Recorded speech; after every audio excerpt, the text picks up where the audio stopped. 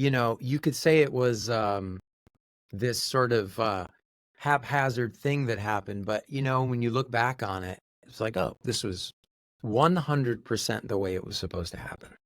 Hi, everyone. Welcome to Sunday Communion Podcast, where we have free flow conversations with friends about their lives, their past, present, and what's in store for our future. We discuss overcoming obstacles, spiritual experiences, next chapters, life's profound moments in a warm communion with a friend.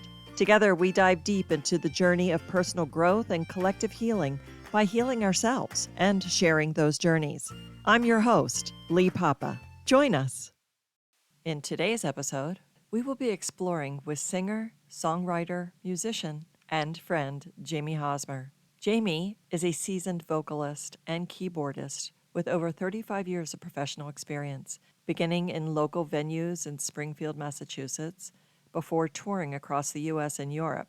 Since 2000, he has called Las Vegas home, performing in high-profile shows like Storm at Mandalay Bay and with Clint Holmes at Harrah's.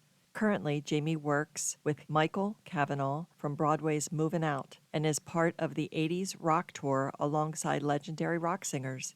He also performs with the 15-piece horn band, Santa Fe and the Fat City Horns, contributing lead vocals, keys, songwriting, and production. Jamie has been featured on Fox TV's I Can See Your Voice and has extensive experience composing and producing music for infomercials. By the way, Jamie produced my first 2 meditation CDs, Temple of All-Knowing, Chakra Meditations, and Journey with Guided Meditations. You can access those on Spotify, my website, and some on Insight Timer. Please help me welcome Jamie Hosmer by giving him a shout out in the comments section and showing some love for his authenticity and sharing his story with us. Welcome, Jamie.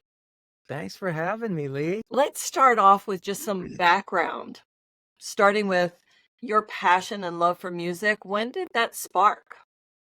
Yeah, when I was a kid, apparently, my parents tell me, so when I was a kid, both of my grandparents had pianos in their houses. So when I would go over to their houses, I would instantly gravitate to the piano. I'd want to go over there. So in my grandparents on my father's side, it was in their basement. They had a very old piano down there.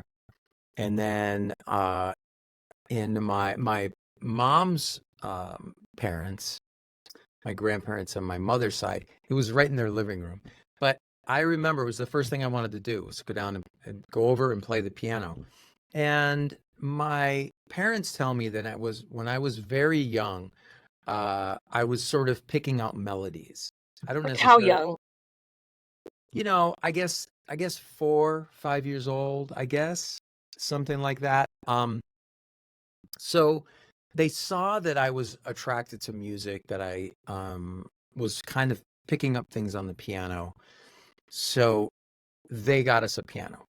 They got us an upright piano. And so I started taking lessons when I was about 7 years old. And then, there was a lot of music in our household growing up. So I was introduced to the Beatles. I was introduced to Simon and Garfunkel. I remember we had, 8 tracks playing in the house all the time, or records playing in the house. But I remember when I first heard Billy Joel and Elton John, the 2 piano men, right, back in the 70s, that really got me interested. And to be honest with you, there's never been anything in my life as far as a quote unquote job that I could have seen myself doing besides music. So from a young age, it was like, this is what I want to do. I got my first band when I was 15. I was still in high school. I remember I had to get a letter from my parents so that I could go in the bars and play. It's great how supportive they were for you. So they were always incredibly supportive. They saw that I was attracted to it. First of all, they saw that I enjoyed it. When I was that age, I was approached by the bass player in this band who was, we've known him our entire lives. He lived right behind us. He was, like best friends with my brother, my oldest brother, Tim. And he was going to Berklee College of Music at the time. And him and a drummer that was also going to Berklee and a guitar player, they had this band. They needed a keyboard player. And he's like, "Hey, Jamie, do you sing? Like, could you play keyboards? I know you play piano." And I mean, I was just like, "Yeah, I think so." Like one of those. Yeah, I think I could do that. So I joined this band, and the best thing about it was I was, clearly the youngest, right? And and least experienced. So I didn't even have my driver's license at the time. So Joe, the bass player, he'd come and pick me up. We'd go to rehearsal. And on the way to rehearsal, he'd pop in tapes of like these jazz greats. He's like, "Hey, check this guy out. Check this person out." He'd give me a little jazz theory lesson on the way to rehearsal, on the way home from rehearsal. So, you know, for the next however many number of years, a lot of years, I was always the youngest person in whatever band I was in. And it was the best thing for me because I was just absorbing things left and right? In Yeah, so your all, education. yeah, yeah. And so that's really how I got my start. It was just sort of, you could say it was this sort of haphazard thing that happened, but when you look back on it, it's like, oh, this was 100% the way it was supposed to happen. Yeah, do you feel like you came in with this predestined? Yeah, I think it seems like that because I never, you know, I can remember talking to a cousin of mine. I've always been very, very close with. We're the same age. We grew up together. Um, and he would talk about, well, let's see, what do I want to, what do you want to be when you grow up? So I don't know, I might want to be a police officer or maybe a fireman or this and that. And like these things never entered my mind at all. Right. You always just knew you were going to be a musician, a professional musician. Yeah, I was either it was going to be something in music. So when I graduated high school, barely graduated high school, I should say, We'll because cut that out. I would say the gigs did kind of start interfering a little bit. My parents were like, "Look, you can only do weekends, right?" Because like these guys were in college, right? So like they weren't in high school. You know, so the weekends turned into like, "Hey, Jamie, do you think you'd be able to maybe do like a full week here and there?" Like there were Oh, these clubs in Springfield where I grew up a that full they week. had 5 days a week, right? Like Wednesday through, Saturday, Wednesday through Sunday. So they'd be like, it'd be nice for us if we could do one full week here and there. So I was like, what do you guys think, Mom and Dad? Can I? And their deal was like, you got to keep your grades up. You have to keep your grades up. So, I remember walking into school some days just exhausted, right? I mean, playing till whatever it was, 1:30, 2 in the morning, and then having to get up for school. So Wow. it was tough. And I barely got out of high school. I barely graduated, but I did. And as soon as I got out of high school, so my decision was going to be, do I go to Berklee College of Music and maybe get a degree, learn all the theory and all of that? And I ended up really just hitting the road with the Well, band. and you were already getting it. I was already getting an education. From- I was. There's a lot of things that I missed by not going to school. Um, certain skills that I wish I had a better grasp of, but also on the flip side of that, there's a ton that I learned that you do not get in school at all. Right. And I think that when you're hungry, you find a way to learn it. I mean, Yeah. how many instruments do you play? Well, I mean, so keyboards, piano is my main instrument. I play a little guitar, which I really picked up a little bit along the way. But like my brother, Brian plays guitar, so I would pick up things from him. A little bit of everything, but I would never call myself a guitar player. I can grab a guitar and do some chords and stuff like that, but I would never call myself a guitar player. But mainly keys, vocals, little guitar. There were times in the past when we'd in a band, we'd switch up. I'd go play a song on drums. The drummer would come out and do something. But again, there's a difference between being able to play a easy little drum beat and actually being a drummer. Okay. And so then you became an adult, and at what point were you traveling the country playing music? Yeah, so pretty much right out of high school, the band pretty much hit the road, and we ended up getting a manager. We got hooked up with this circuit of venues. And the great thing about it was most of them were hotels with these clubs in them. They were Marriott hotels, and it was like this specific circuit. And we traveled with our own PA, our own lights, and we'd roll into a hotel. We'd load in, and usually we're there for 3 weeks at a time, playing 6 nights a week. So the great thing about it was we were not playing dives. We weren't staying in awful places, right? We had hotel rooms, and usually it was like 3 weeks at a time. Okay, pack up, move on to the next one, And so did that just kind of fall in your lap pretty easily? Looking back, I would say kind of did. I mean, as a band, we did what we needed to do to be at the level of the groups that were playing that circuit. Okay. Right. So, at the time, there were certain things we needed to change. We needed to up the outfits needed to look a certain way. How we presented ourselves. And so we worked on that. And management was definitely helping us a lot in that. Here's what you should do. Here's what you should do.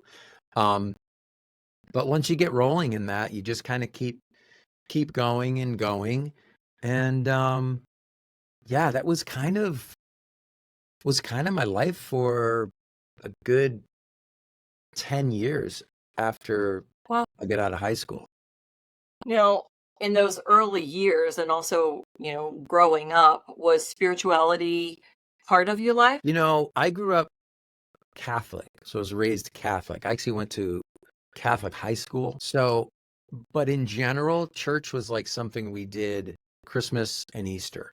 Right. C&Es, that's what we call it. I was born and raised Catholic too. Right. Yeah. Exactly. Unless there's somebody's getting married. Oh, we got to, or a funeral. Right. Right.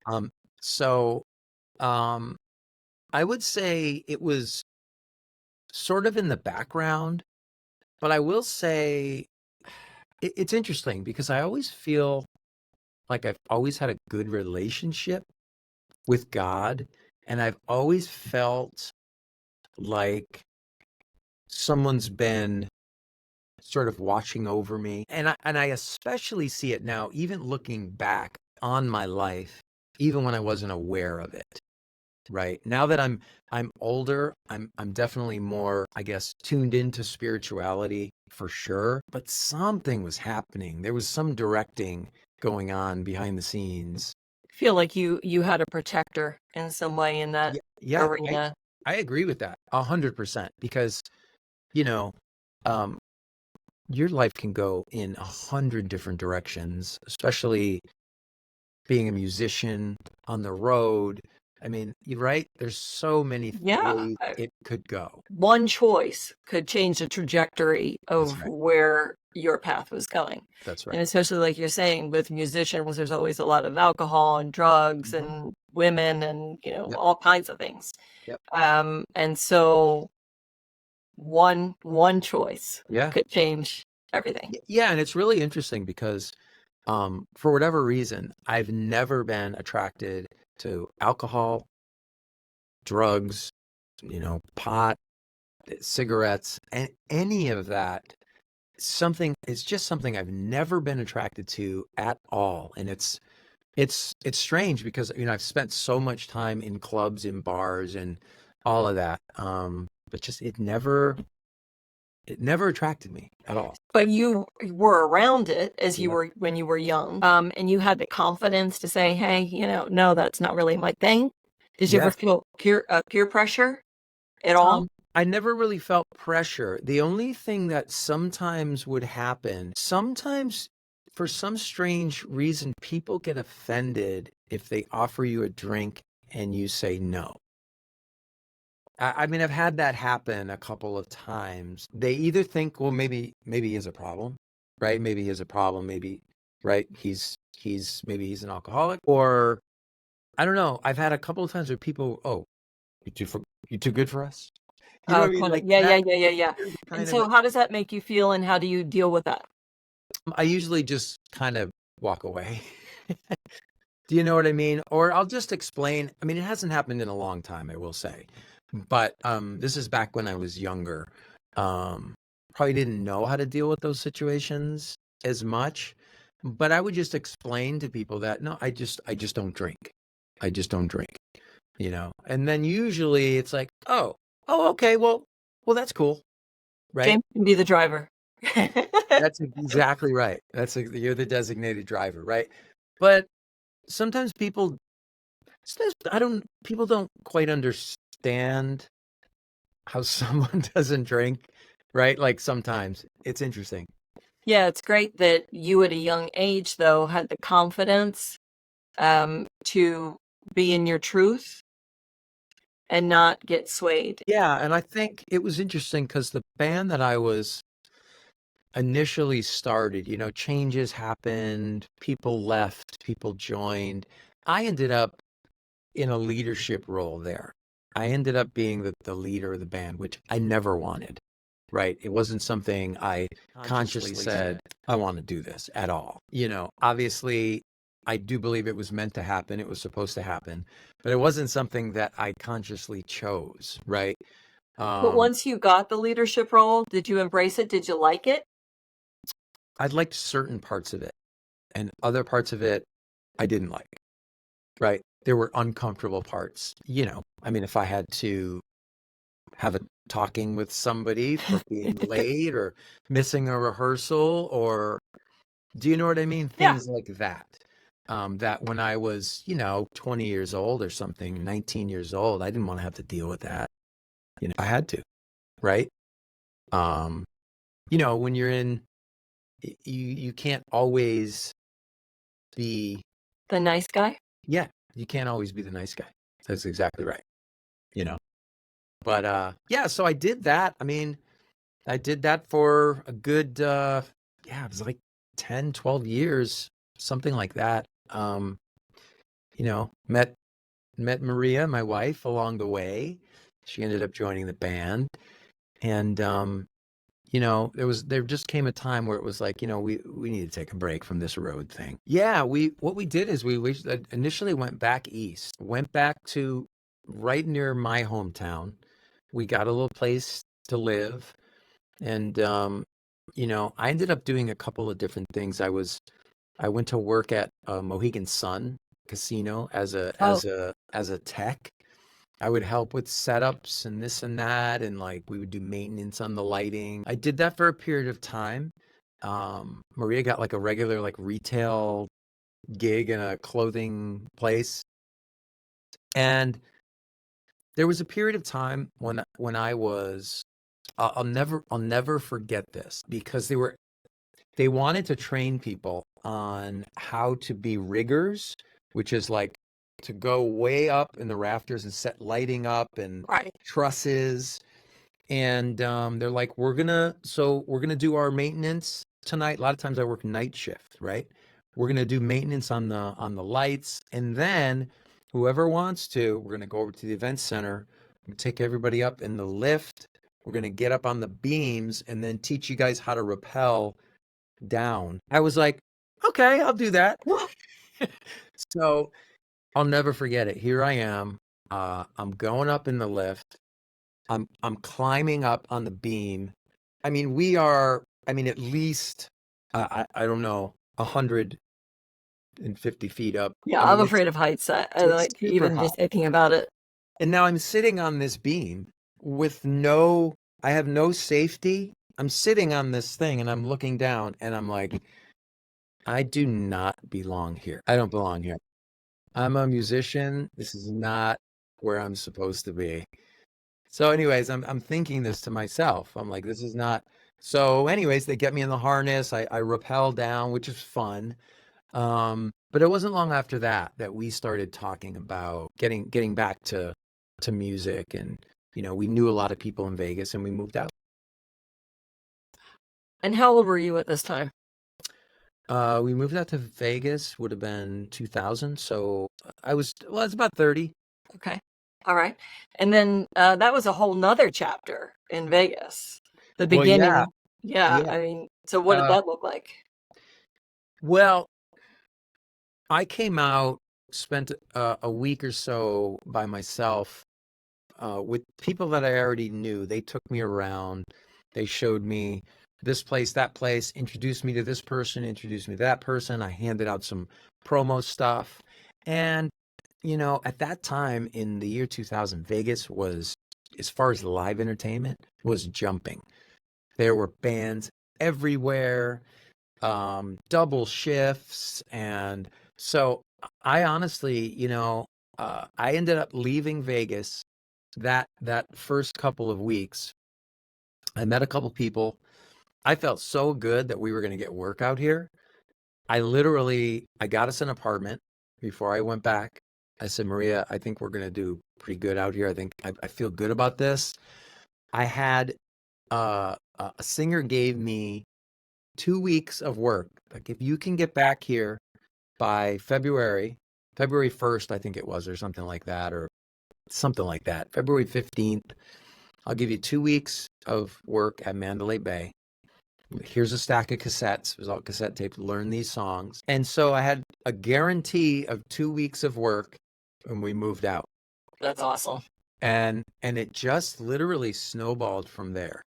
I started, okay, I got this gig. Maria got a gig right away, blah, blah, blah. And then we ended up kind of forming our own band.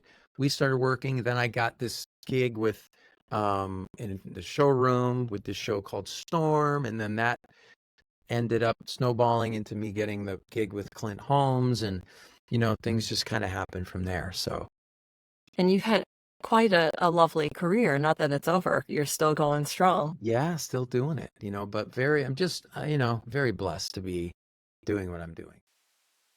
Hope you enjoyed our introduction to Jamie Hosmer, and thank you for hanging out with us. Please check out his full bio and links and access to his music in the description box. In part 2, you will learn more about Jamie's spiritual life and navigating from a place of faith.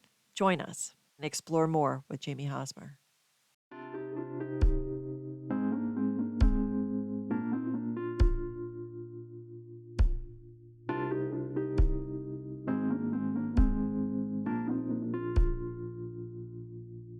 When it's good, it's like a deep, warm ocean of love sent down from heaven.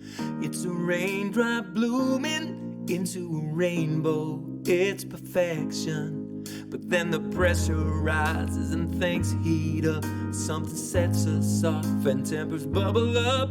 Then we kiss and make up and the whole thing starts again. This love is like water, up and down like the waves. Hot and cold, ice and steam, it never stays the same. Oh, it's calm, it's clear, gentle as a stream. Then it's a raging river faster than you've ever seen. Back and forth like the tide. This love is like water.